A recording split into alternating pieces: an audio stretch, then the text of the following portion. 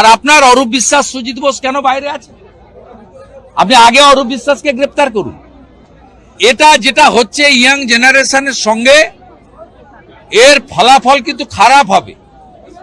এটা যা করছে, আগামী দিনে যদি অনেক ঘটনা ঘটেছে সম্প্রতি, তার বহিঃপ্রকাশ ঘটে, তার জন্য দায়িত্ব বর্তাবে কিন্তু এই রাজ্যের পুলিশ মন্ত্রী এবং পুলিশের উপর।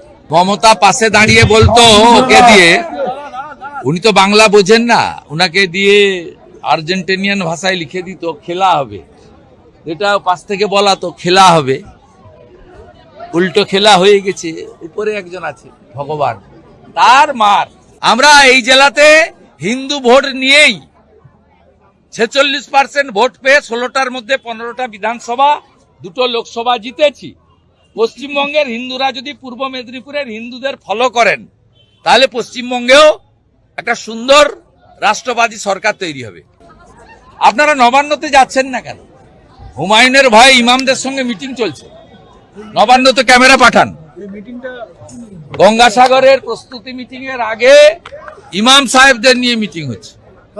আমি বলবো ইমাম সাহেবরা ওবিসি সার্টিফিকেট নিয়ে একটু প্রশ্ন করবেন মুখ্যমন্ত্রী। ওয়াকফ অ্যামেন্ডমেন্ট বিল মুখ্যমন্ত্রী বলেছিল প্রাণ থাকতেও চালু করতে দেব না, ওটা নিয়ে একবার প্রশ্ন করবেন।